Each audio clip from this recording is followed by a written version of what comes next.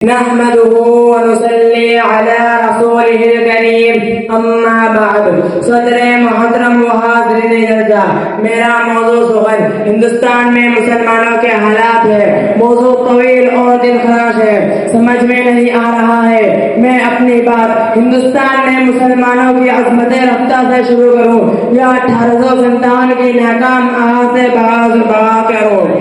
ہندوستان میں مسلمانوں کی بغاوت سے آغاز کرو. ایک طرف ہندوستانی مسلمانوں کا تابنا ہوا شاندار ماضی ہے تو دوسری طرف تاریخ و عالمانہ حال اور غیر واضح مستقبل ہے. برادران ملت, یوں تو مسلمانوں کی تاریخ مشکلات و مصائب, ابتلا و آزمائش کی داستان لبریز ہے. مسلمانوں کے خلاف ہر دور اور زمانے میں مخالفت و معاندت کی آندیاں چلی, نفرت و عداوت کے طوفان آئے, فتنہ و فساد کا سیلاب آیا, مگر اس حق پرست جانباز قوم نے ان سب بغیروں ہمیشہ دشمنوں کی طرف موڑ دیا.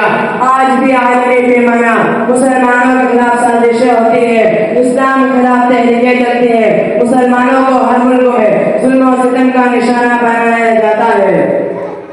مسلمانوں کے خلاف نفرت و عداوت ظلم و ستم کا نشانہ بنایا جاتا ہے. برادر, آج بھی عالمی پیمانے پر مسلمانوں کے خلاف سازشیں ہوتی ہیں, اسلام کے خلاف تحریکیں چلتی ہے, مسلمانوں کو ہر ملک میں ظلم و ستم کا نشانہ بنایا جاتا ہے. ظلم و ستم کا نشانہ بنایا جاتا ہے. ظلم و ستم برادران ملت, مگر جو شدت ہندوستان میں نظر آتی ہے وہ کہیں اور نظر نہیں آتی. یہاں مسلمانوں کے خلاف نفرت و عداوت, ظلم و ستم, مسائل و اعلان کا سلسلہ آزادی کے بعد سے جاری ہے. جن مسلمانوں نے تحریک آزادی میں اپنے لہو سے مادر وطن کی پیاس بجھائی, جیل کی تاریخ کوٹھیوں اور پھانسی کے تختوں پر آزادی کا نعرہ بلند کیا, جن مسلمانوں نے اپنی 700 سالہ تاریخ میں ہندوستان کو دولت و ثروت سے مالا مال کر دیا تھا, اس کو سونے کی چڑیا بنا دیا تھا, جن مسلمانوں نے ہندوستان میں اتحاد و اتفاق کا چمن لگایا تھا, ہندو مسلم ایکتا کا چراغ روشن کیا تھا, انہیں کو آج غدار کہا جاتا ہے, دیش کا دشمن کہا جاتا ہے, ان کو فسادات کی آگ میں جھونکا جاتا ہے, ان کے پاکیزہ لہو سے فرقہ پرستی پریم کی پیاس بجھائی جاتی ہے. جب وقت پڑا تھا گلشن پر مجھ سے ہی لہو کا دان لیا, جب وقت پڑا تھا گلشن پر مجھ سے ہی لہو کا دان لیا, اور میں نے ہی لہو کے چھینٹوں سے ہولی بھی منائی لوگوں نے.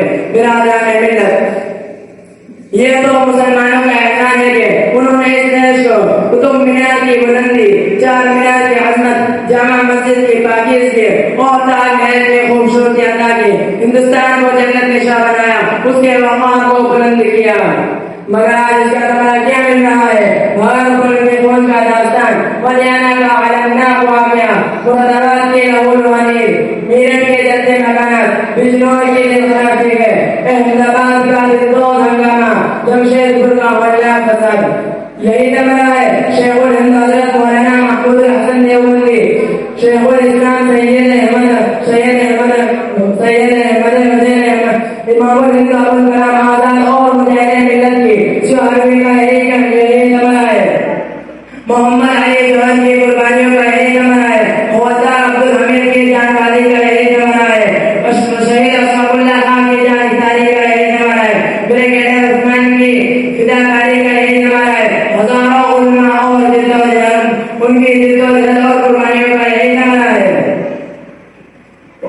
قربانیوں میں ہم ہیں تو راحت میں کوئی اور, قربانیوں میں ہم ہیں تو راحت میں کوئی اور, انصاف ہو رہا ہے اہل وطن کے ساتھ.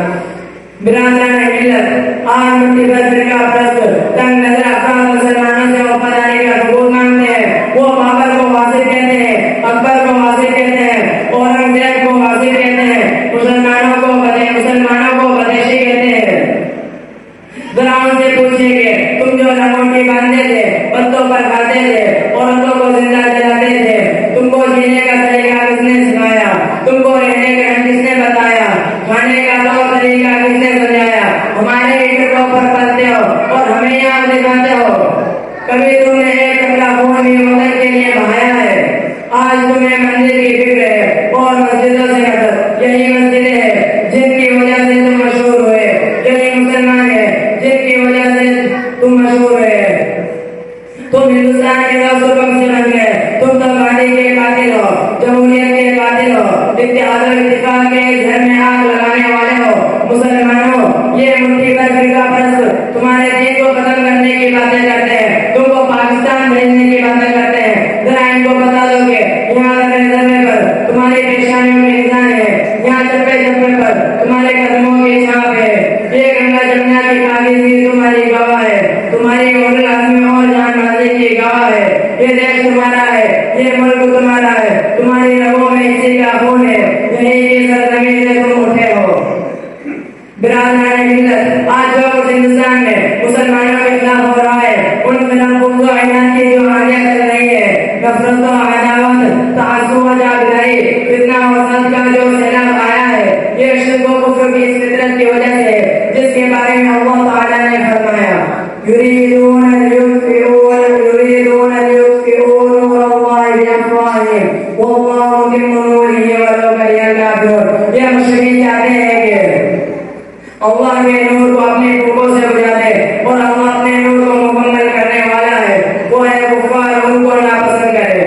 حضرات گرامی، ہندوستان میں پھوکوں سے نور اسلام کو ختم کرنے کا سلسلہ جاری ہے اور جاری رہے گا، وہ سدا ہوتے رہیں گے۔ آپ اسلام پر ثابت قدم رہے تو یہ چراغ کبھی نہیں بجھے گا جس چراغ کو رسول اللہ صلی اللہ علیہ وسلم نے روشن کیا ہے۔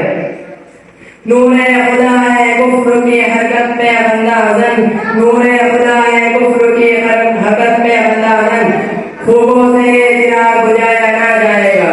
میں انہی کلمات پر اکتفا کرتے ہوئے اپنی تقریر کو ختم کرتا ہوں اس شعر کے ساتھ۔ وقت آنے پر ہم سر کو کٹا دوں گا، وقت آنے پر میں سر کو کٹا دوں گا، میں میرا وعدہ ہے مثل عدل بنا دوں گا میں۔